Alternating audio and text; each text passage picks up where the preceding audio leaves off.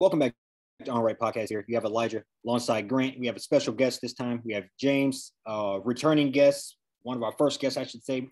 Here to back talk some Michigan football. Going to touch on Lions football and just see where else, the conversation takes us, in the middle of some great football, a couple of weeks.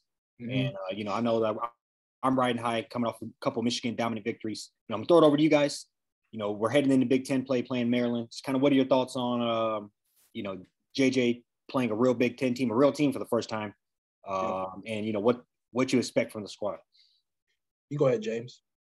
All right. Well, I'll just say, they're looking about as we expected or hoped to, that they would be coming off those three pretty easy non-conference games, but they kind of get to ease into the Big 10 schedule a little bit with Maryland. I think there's, as usual, everybody's hyping up Maryland and to his brother and all this stuff, but Maryland is currently, I think it's about 108th in the country against the pass, and that's against Buffalo, Charlotte, and SMU. So it's not like those are offenses anywhere near Michigan and JJ McCarthy. So yeah. I expect them to let JJ sling it a little bit more. They have so many wide receivers, they really need to start getting them a little bit more involved. Andrew Anthony get some touches. I think we'll see him do that. And then, I mean, honestly, every time corum or Edwards touch the ball, they very well could score. Maryland's just that poor on defense. So, yeah, I could see, Michigan put up some big numbers. But I'm really looking forward to seeing JJ let loose a little bit. Yeah. Yeah, no, I agree with all those points, James. And I mean, I'm really excited just to see what JJ's got. I mean, that's actually the first note that I wrote down as far as talking about this week. So, this is his second full week of, being the starter, taking snaps with the ones, so I'm assuming at this point he's like more than comfortable. You both, you hit on the head too, just saying like, start off with the Big 10 conference, a little bit of a lighter opponent, still taking them seriously, but just understanding, the level of talent that Maryland has compared to what Michigan has. This is, going to be a lighter start compared to some other teams in the Big 10. But my hope is that, we still show the dominance, right? Like we're already favored by more than 2 touchdowns. I'd like to see, the defense continue to just smother teams like they've been doing the last few weeks. I've heard that Maryland has some solid wide receivers. So I'm just hoping that we're taking them seriously and, we're game planning to do what we can to, stay on them and, just making sure, the defense and the pass rush, does what they need to do. And yeah, I mean, even overall, just with JJ, really, really looking to see, if this is going to be one of the opportunities to really light things up and make a statement. So yeah, I'm a Lion. Like I said, it's one of those, those teams where we should handle business, and I expect us to handle business, but I want business handled like I want it to be a very like a statement game, like coming out, not playing around, not letting, Maryland hang around, just coming in, getting all the starters out before anybody gets hurt or anything, and just, moving on to the next week. So that's how I'm looking at it. Yeah, no. So first things first, I didn't realize they were that bad in the past. So just looking at the box score, they've looked like they've dominated some games. SMU, probably a bit too close. I think it was like a 1 touchdown game, but so that's very surprising. And it's kind of interesting always playing Maryland. Like you said, they do always typically kind of hype them up. They're one of them interesting teams where they could sneak up and get you any given year, but typically they do kind of fall short. A couple of notes I made from the game. It is good just to see a guy be able to make the throws and hitting receivers coming off their breaks on time, right ball placement. He looks like a guy that can go out and win you a Big 10 championship, go out and win you the type of games that we're looking to win. Yeah. And so that's first things first. It is great to see. I do want to see them like you guys both said, and I'm just reiterating, just unleash him a little more. Come out. And try to make a statement, like you're saying. Obviously go get the game and win the game, but why not try to do some style points? Why not try to get these players involved? You use Anthony. He's a great player, fast. Find ways to get the ball in their hands. That's what teams that win championships do. Is they're finding ways to get these X factor players the ball on running packages for him, reverses, whatever it takes to get him the ball. I wouldn't mind. He showed me last year in very limited time just that he could blow the top off the defense, and I'm looking forward to that. I understand we also do have Ronnie Bell. We're looking to feed Eric All, but if we pass more than like 13 times in a game, we can get all of these guys involved. So I think maybe we should try to do that. I also understand if Blake Corum has 12 carries, 5 touchdowns, that's like a 42% touchdown rate. So I also get just pounding the rock to a certain degree, but I want to see go out and get JJ some confidence versus a Big 10 team and just kind of put your foot down. That's really what I'm looking for. And just a side note, a little bit, you got to kind of give a little bit of positive or negative comments as well. But I think there's a few times, one in particular, where JJ probably should have handed it off and he kept it on the read option. I think that play worked so well because Cade was never keeping it. And I think if you have to make the right read. You can't try to be a superstar when that comes to that. And I say just make the right read on that. That is going to work if you make the right read. Somebody's going to get a minimum 5-yard pop on that every time. So I don't want him to get too happy on keeping that because it might be the occasion where you're only keeping that 1 or 2 times a game, but it's for the 20, 30-yard gashes. That's kind of the one point I wanted to say. He just has to make sure he's reading that right because that's should be a staple in the offense. Yep. Yeah. So. Yeah, no, I agree with that. A lot of what you're saying. I mean, I feel like this is also a good opportunity to kind of, find and figure out what our identity is going to be as an offense. I think, last year it was power running game. Blake Corum got hurt. So it was really Haskins that kind of took over from there to kind of just carry us through the rest of the season. But now, I mean, you just said it. We got all these receivers. Probably got like 5 or 6 receivers that, it's deep room overall. Some guys that could get some good run. It's a long season. Guys end up getting banged up, having injuries and stuff here and there. So I do think it's important to, just help these guys get more reps and JJ is going to be on him to kind of get the ball around. And yeah, I mean, I'm still, going to be curious to see what that run game looks like. Like I said, we don't have that battering ram that we did just to get us, 3rd and 1s, 3rd and 2, 3rd and 3s. I'm kind of concerned here and there. I think not so much against Maryland, but moving forward, just what our, 3rd and short game looks like. We get into some of them tougher games, some of them tougher environments, just, converting some of that stuff. But obviously, having, JJ be able to run the ball, the way he can and, having that kind of in our back pocket, I think that'll benefit us too. But I think, Saturday will be a good opportunity for them to just figure out who they are as an offense, just kind of build off that overall. Yeah, I'm with that. And to touch on Maryland a little bit more, I know we're trying not to just look past them and everything because, you got Iowa next week, so it'd be easy just to try and be looking forward. But really, when you look at a team and you think about, well, okay, could they pull off an upset? Could they do this? Could they do that? You tend to see teams that are really well coached, don't make mistakes. Mm-hmm. They don't shoot themselves in the foot. And when you go into Ann Arbor, that's pretty much the game you have to play in order to pull off an upset, especially against the type of team Michigan has right now.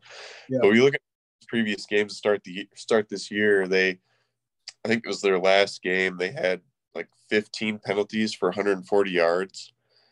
If they have even half that against Michigan, they're losing 40.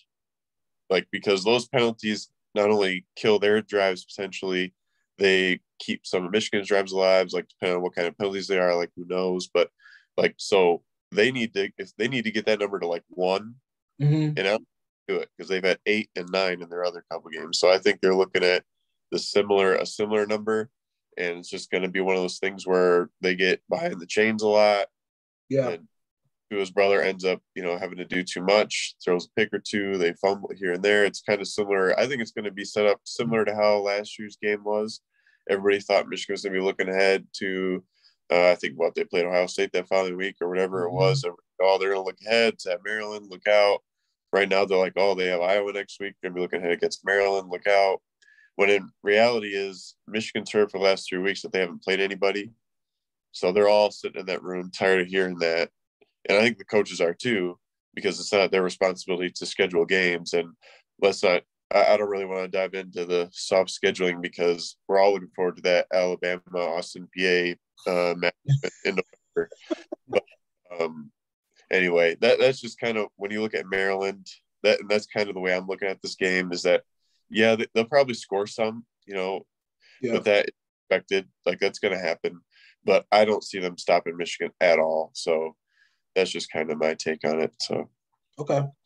Yeah, I agree with all that. I had a quick question for you. I mean, me and Eli talked about the defense quite a bit the last few weeks, and just that seems to be the spot to have the most question marks. But we've also noticed that it's been more of like a domination by associate. Like everybody. I mean, I feel like they have a lot of depth on the defense. Everybody's contributing. I could see us kind of being one of them teams to have 2-3 DNs with 7-8 sacks. You know what I'm saying? Just more of like a team effort rather than like two top dogs. I mean, what have you kind of noticed, just what you've seen over the past 2 weeks, just from that side of the ball?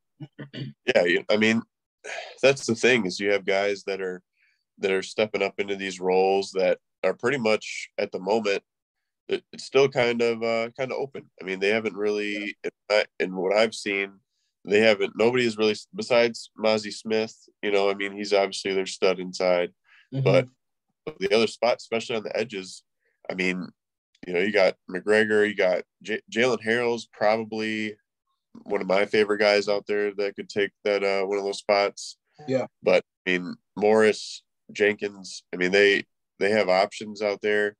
And Taylor Upshaw, the 5-star guy that just came in. I mean, they have guys there that want to fill these roles and they want there's playing time available. So it's almost better in that sense of you have a lot of guys that are like that know that they could be the guy. Mm-hmm. So out there that they're making every play count. So not to say that obviously Hutch or Ojabo obviously weren't taking plays off at all when they're out there, and there's no simply just replacing those guys. But right. And you talk about if you get into like who's replacing in the secondary. I mean, RJ Moulton, Rod Moore, they seem to be filling in pretty good.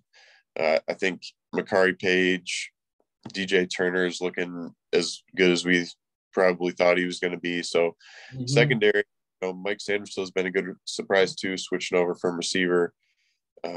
So I think really you just have a lot of guys that are really trying to find themselves, find their role, and the coaches are putting them in positions where, they're trying to see, where can these guys be trusted moving into Big 10 play in these bigger games. So yeah, we'll definitely see like where the depth chart really falls when they go to Iowa. We'll see who travels, who is getting the most of the tick in that. So, but really, those are a lot of the names that I, just throwing out there that I've been noticing and impressed with so far. So, yeah, no, I agree. And I think the one thing I like about even losing Dax Hill just in that secondary, what I like though, and even noticed last year is like guys still found ways to like play. You know what I mean? Like Dax was a first rounder, but like that just showed. But you saw guys like Moulton, still finding a way to come in and make a contribution. Rod Moore, still played quite a bit, and still played really well. So just knowing that those guys, they were playing quite a bit last year, they're back this year, they understand, big games and, they played in a lot of big games and such. So that gives me a little bit more of peace of mind. And obviously having DJ Turner too. I mean, that's a third of the field that should be shut down pretty much all, at all times during the game. Jamon Green, he's been somebody that I've heard is, pretty much cemented himself as that second corner. Will Johnson, freshman, I saw that he's, doing pretty well just with the time that he's coming in and playing quite a bit. I mean, I heard quite a bit more about him on the last few weeks, just even before he came in about how good he could be. So, yeah, I think we're just going to have to, hang our hats on depth on defense and just, experience and just try to, kind of find ways to make up that production. And not that the goal is just to make up the production of like Hutch and, Ojabo from last year, but like, who's going to kind of be the ones to fill that void to kind of be able to help with that? Like not trying to, maybe it might be 3 or 4 guys instead of being 2 guys just come in. So we'll see how that looks as far as playing time and such. Like you said, I think we'll have a better idea of that once we do go to Iowa, when they start to kind of round out those the depth chart and just rotations and such. Yeah, no, and I'm not gonna harp on that too much, but I agree. I think obviously we would all much rather have Hutchinson on the squad for another year if that was possible. But I do think there is something in not being able to tee off on one guy or not being able to know who the guy is, where every time he's out on the field, this is what happens. I do think there's something to, by committee and having 4 or 5 guys who are all very good versus one guy who's, it's the first, second overall pick. I think there is something to that. And like you guys said, more or less steel sharpens steel. If they're out there, they're fighting and battling, staying fresh. Also on top of that, if you're only out there, you have to make the most of this play. And I have fresh legs versus if I'm out here taking, 85% of the snaps. So I do think there could be some advantages in that as well, assuming that all these guys still play to the same level once we get in, or similar levels once we get into, the thick of the schedule. But, overall, defense is something I'm almost never worried about. We find a way to stay tooled and pretty good. Yeah. Times where we got burned very bad at the end of the year, but that seems to be straight now. So I think in general, our defense has always been kind of a staple, pretty good, something to lean into. And so I think that's much of the same this time around. I agree there. So sorry, Jay-Z, anything you want to say? No. Basically second year in the system too. I mean, I know, they lose their coordinator, but they bring in a guy who's from that same tree, runs the same system with just a couple tweaks to it. So, a lot of these guys it's their second year in the system now, so they are feeling pretty comfortable. But guys like Junior Colson, I can see him, having a pretty huge year. I think, that's one guy that I think we're going to find that really comes to his own, and really, especially when we get into Big 10 play, when you need good linebacker play. I think he's a name you're going to be hearing. We're going to be hearing quite a bit about. So, yeah, I agree with that. Before we move on to the Lions, what's everybody's score prediction just for the game on Saturday? You want me to go first, Eli? I can jump out the window. No, I'm gonna go a little 42-17. Okay. Yeah, that's pretty close to mine. I got 45-21. Yeah, no, I'm right in there. I'm thinking, 41-10, 41-14, 41-17. It's right in there. I feel like we come out, dominate early, make a statement, and I think we should roll. James hit it right on the head earlier. All they've heard about this week was how, the competition it was playing wasn't good enough, and how Maryland, might be better this year than other years. So I think they'll find a way to motivate themselves to come in there and handle business and, just get out, get the job done, and keep it rolling. So that being said, we'll touch on, the Lions able to get their first win a lot earlier this year than last year. I think their first win was like December 9th of last season. So it's something that, is exciting. So I'll throw it to one of you guys. Just want to see, what you all thought as far as the Lions game, key takeaways. I'll say overall, I feel like they played a pretty solid, pretty complete game. Just want to see what you guys thought. You can go first, James, if you want. All right. Yeah, I mean, you just get the feeling now watching them that there's guys out there that are really buying into like what's being sold to them now, like with the culture change. Like you can tell they're going out there and they're really putting they're putting a professional effort out there. Where in the past years with the Lions, you always kind of question that, like, are these guys like are they really trying? Like sometimes, like what the heck's going on out there? Like now you have guys that are, obviously you got Hutch, you got DeAndre Swift on offense. Like you have these guys that you're trying to build around, but you have other guys like I know Rodrigo's a big name that's getting thrown around. I mean, the 6th round pick out of Oklahoma State, like that's a gem in itself. I mean, he should have been probably a 2nd round pick coming off one of the best defenses in the country and being the best player on that team. basically his size being the only factor that kept him from that. But just overall with the Lions, you just feel, I said this to one of my buddies, I almost wish they would have played Washington week 1, because I think they would have still beaten them week 1. They would have built some confidence, and then it would have been really more interesting to see them come out week 2 against Philly, because they kind of seemed shell shocked a little bit. They got down. I think they were down by like 14 or 17 or something like that, fairly quickly. I think they jumped out 7-0, but then after that, it kind of snowballed on them. And then obviously at the end, they made it close, but it just kind of seemed like they were just a few plays here and there that just really hurt them against Philly. And, I think if they would have played in week 2, it would have been a little bit more interesting, but maybe a different story. Maybe they still lose, but just made them looked a little bit more cleaner if they played week 2. But definitely exciting. It'll be good when, their O-line can all be healthy and play together. Same with the secondary. It seems like they're banged up right now. I think somebody's coming back this week. I thought I saw Campbell say, but it's early and you don't want to get overconfident, but they're giving us some hope, giving us some good stuff to watch, I think. So great. Yeah. Yeah. You want me to have one? Go ahead, E. Yeah, no. So I do think it's an interesting concept, the playing the games around, if that would make a difference. I do think that's kind of interesting idea to throw around.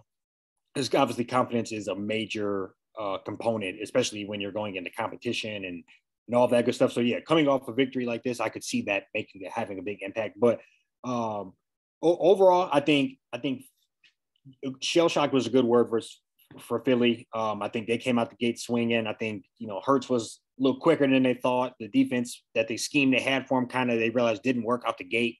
And then once you kind of get behind the 8 ball in that way, it takes a lot to even fight back and get back into it. So that kind of wraps up week 1. But going into week 2, I think the stadium was loud, crowd was into it.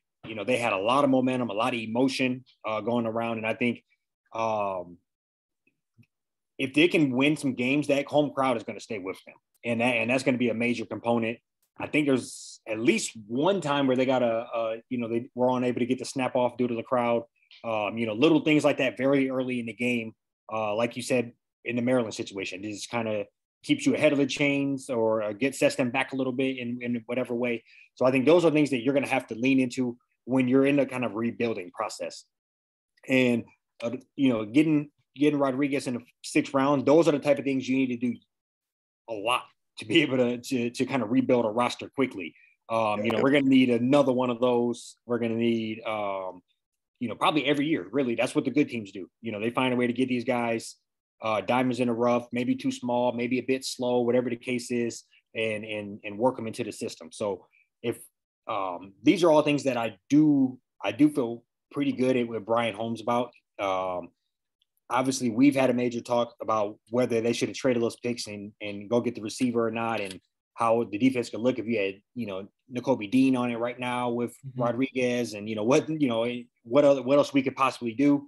But with what we do have, I do feel like there is a bit of momentum, and if you can get this victory this week versus the Vikings, I think you maybe could begin to talk about a fairly successful season. I think we're at that kind of fork in the road. You don't want to say that week 3, but if you go in and get this and you're 2-1, I think that's going to blow the top off the fans. That's going to really ignite the whole team, the city. Yeah. And then just the exact opposite. You go and lose, that's going to take a lot of wind out of themselves. That practice is going to suck that much more. The fan base is going to be that much more rough on you. So I hate to say it's a fork in the road here, but I mean, 2-1 with a division win, you can build on that. Sitting pretty for sure. Yeah. Yeah. No, I think the biggest thing for me just with the Lions game on Sunday. So it's kind of touching on the first game. They played pretty bad, a lot of penalties. They shot themselves in the foot quite a bit. I know me and Eli talk about this quite a bit. It's just like, when are we going to hear about the Lions, stop hearing about, they were down big and came back and almost won. And when are we going to start hearing okay, they jumped out, were aggressive, the better team, and kind of put their foot on the pedal and didn't take it off until the game was over. And I'm just glad to have saw that like quickly. You know what I'm saying? Like I feel like in previous years, how they lost to the Eagles, that might have carried over to that next game, and maybe caused them to not have the greatest game. But I think against Washington, they only had 2 penalties, so they weren't shooting themselves in the foot.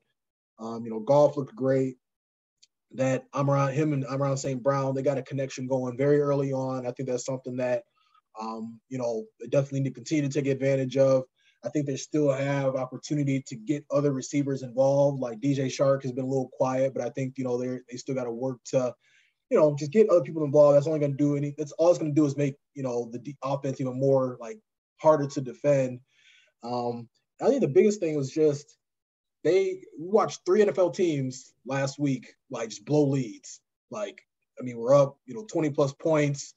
And they had the opportunity to do the same thing, but as soon as like Washington started creeping back, they continued to be aggressive on defense. They were still aggressive on offense.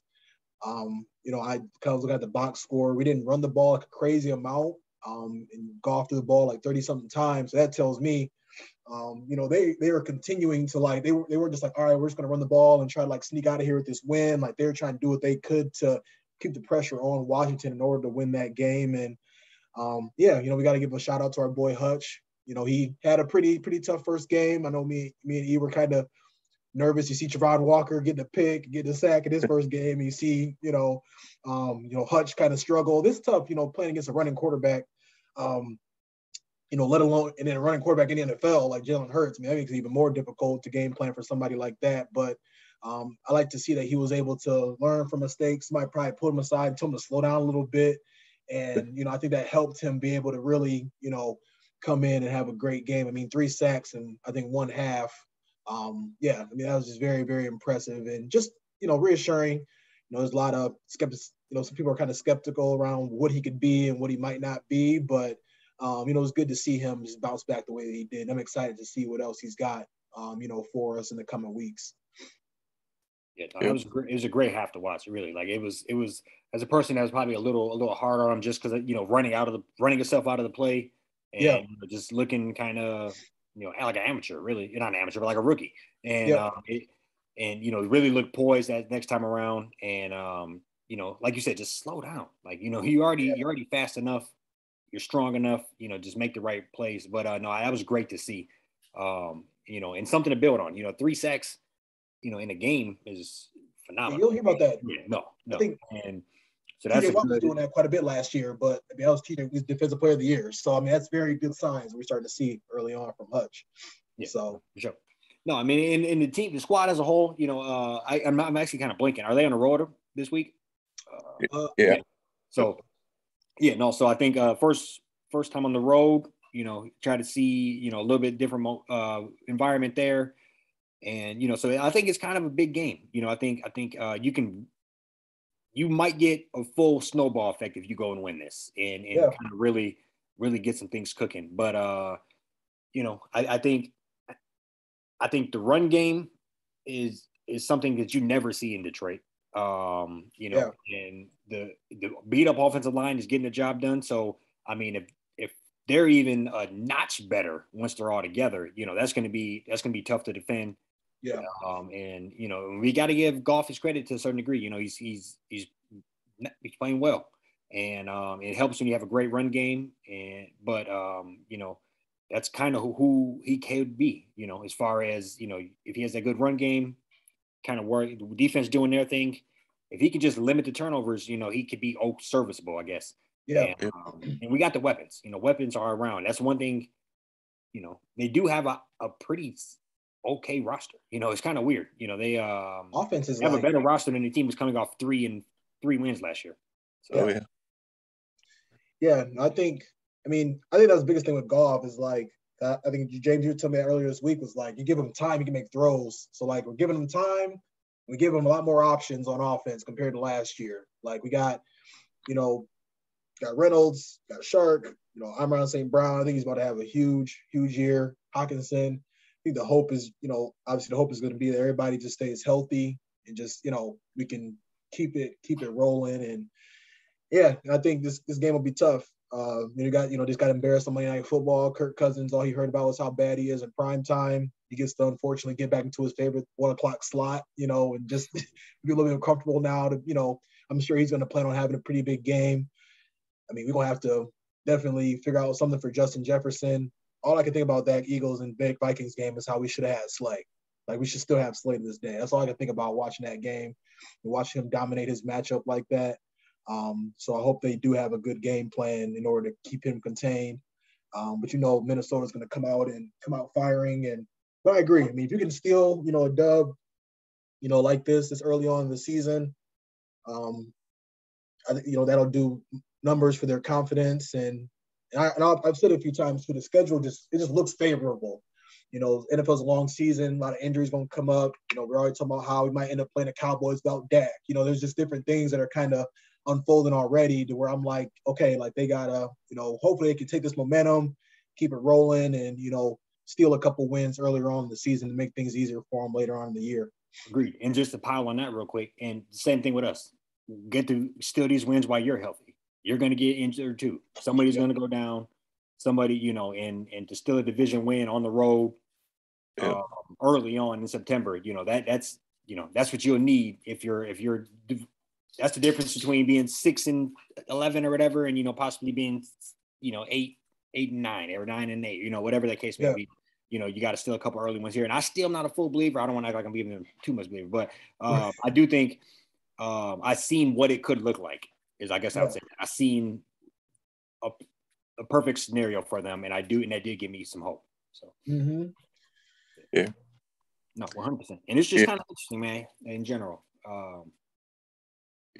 Detroit's there was that moment in the Washington game where they came out, started scoring, and there was that that point where you're just like, oh, okay, is this going to be, here we go, is this going to be where the start? Are they about to go out, go 3 and out, and then give Washington the ball and let put an entire defense out there and let them march down again and score? Like, is this going to be it? And just when you thought that was going to be the case, they made plays on offense, or somebody came out on defense. They made something happen and just kind of ended up putting the game away.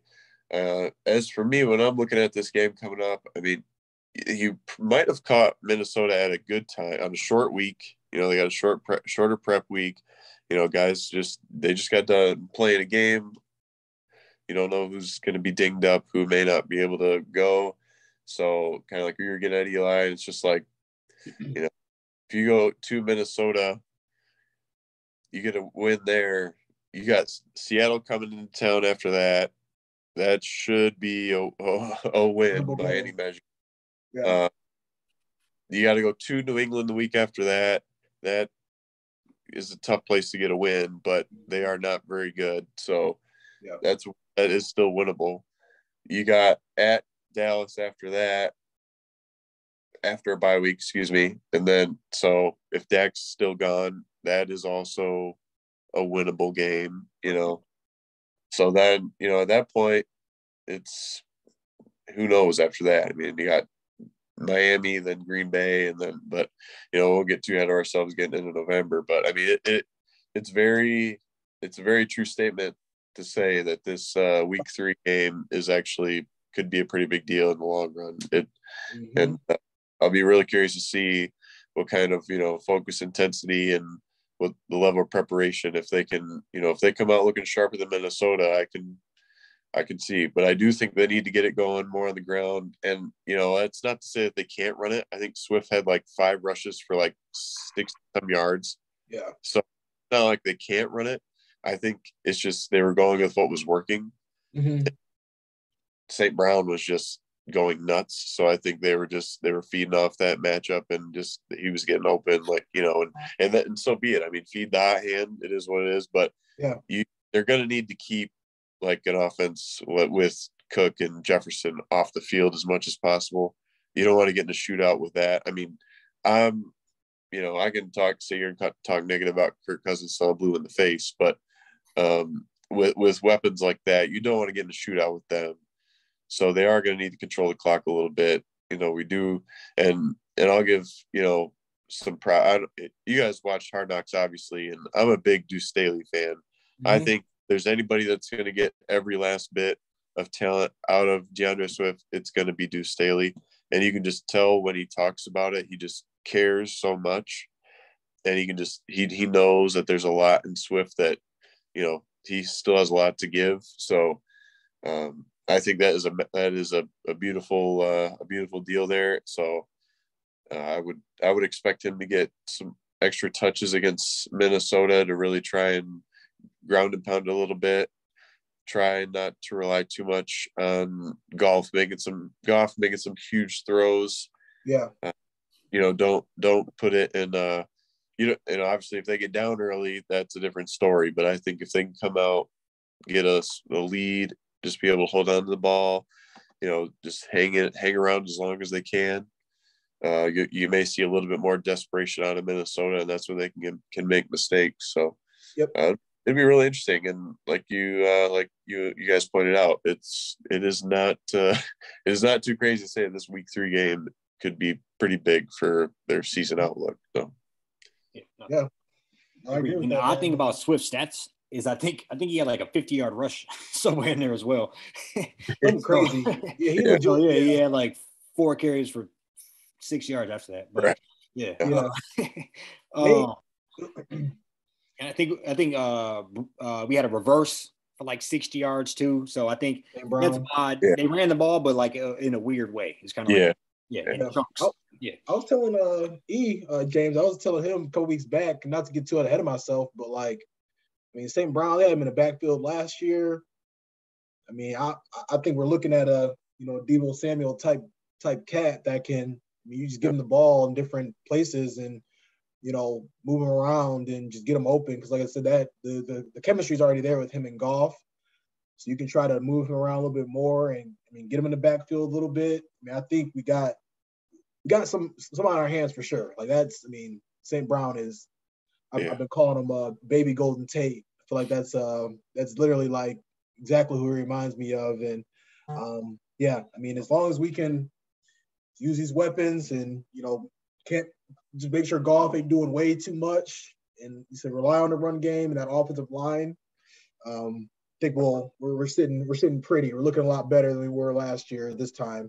So that's all you can really ask for is progress, and I'll give it to Dan Campbell. I'm not his biggest fan. I feel like we already had the coach in the building, to kind of get us where we were going to go in Caldwell. But, they made adjustments last week, came out. You rarely see a Lions team with no penalties. So, that was something I was very, very surprised, very happy about. So, we'll just see what happens from here on out. We got a good opportunity to make some noise, though. Yeah. Go ahead. Eli. I was just saying, my one last point I was going to have is, you said, as far as not doing too much, I would put some of that on the coaching staff as well. You don't got to be, the smartest coach in the room, for lack of a better term, as far as onside kicks and 2-point conversions early on and going for fourth when you ain't got no business. Don't outcoach yourself in the game. And and I think we've seen a little bit of that maybe possibly week 1. That's one last little point I will say. But I do feel good though. Oddly enough. Yeah. No, and like you said about St. Grant, I mean, you just see how they're using them in so many different ways, like how like a Debo and like how Michigan uses AJ Henning, they move him all, but it's kind of the way these like offenses are kind of moving. They need a guy who can do it all like that, because it just it creates so many more options when you're drawing up plays or you're lining up in different formations, like where you got a guy like Saint who can take an end around 60 yards, or he can get open in a 5-yard route, or he can take them, take the lid off the defense. You have to have a guy like that in today's age, and it really just seems how like everything is kind of turning that way. And it's good that the Lions have their guy that can fit that role. So, yep, 100%. Absolutely, yeah. It's kind of football's kind of turned into a positionless sport itself. Where basketball's kind of had that title for a little while now. If the guy can, how can we get this weapon in space? Where can we line him up at to have? How can we create a mismatch? Yeah. How can we create a mismatch? Yep, for lack of a better term. So I think it'd be good to give a prediction. Everybody just kind of see what their thoughts are as far as the Lions game and what the outcome will be for this weekend. And I'll go first. I was already kind of thinking about mine. I'm gonna say 27-20 Detroit. Feel like they established the run. They're gonna be catching the team with a brand new head coach, probably scrambling after getting their asses kicked on Monday, trying to figure out what went wrong in all this. And we're like James said, short week. I think we go in there, set the tone early. Defense makes Kirk uncomfortable, and I think we sneak and steal one. Okay. I'm gonna go next. I'm gonna go 27-24 Vikings. Okay. I just gotta go with my gut. Yeah. No, it's funny because I was gonna say the fan in me wants to say 27-24 Detroit, but if I was a betting man, bet man, which I'll touch on that a little bit. Yeah. I will say 31-24 Vikings. I think the Vikings do just enough, and the Lions may make a dumb mistake or two to kind of ruin it for them. But I can sit there and say that, but then, like I said, never know. We can very well be looking at week 4, and we're just like, yep, the Lions, they controlled the clock. They didn't make a mistake. They came out.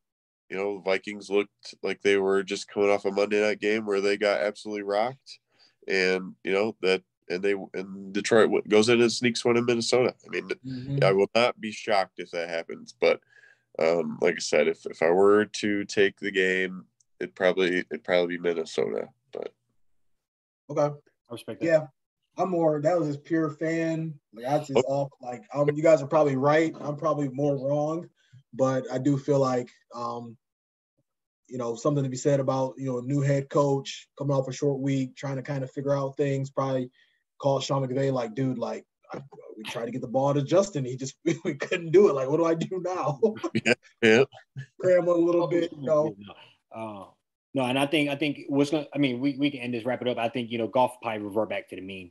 There's only I don't know. I kind of just in my gut says I just can't pick them, but yeah. A few more, I don't know. I'll hop on the bandwagon if they win, but yeah, I'll be fully on. Yeah. Right. Yeah. No, sure. I feel that. Yeah, I don't know if you all had anything else. James, got anything for the people? Eli? I'm good to go. I'll just say thank you guys for having us on. We'll give Siege Sports a shout out. As you guys know, I'm part of the Siege Sports picks. We do our podcast once a week right now in college football. It's a really good start for us this year. We start off 6-1 right now with up 10 units for our VIP clients. We'll give everybody who is listening, it's not too late to join us. We'll give you 20% off a football package, either NFL, college, or the all football package if you mention the Unranked podcast. So give us a shout in our DMs here on Twitter, or just hit us up and we'll hook you up and be a profitable sports bettor, and love to have you part of the team. So it's really all I'll say about Siege. Thanks for having us, guys. Yes, sir. Yeah, definitely vouch for them guys. They know their stuff. That's a good start to the football season here. Yeah. Yep. You guys been killing it. Good work over there, man. With James, we definitely appreciate you coming on and chatting with us. Have you, we get a little bit more deeper in the Big 10 play, hit your line, have you come chat a little bit more when the game starts to matter a little bit more. So, sure. Appreciate you, James. Oh yeah, no, appreciate you guys. Hopefully, we're not going to be on here talking about how the Lions are 2-7. Right. We'll see, man. All right, yeah. All right, guys.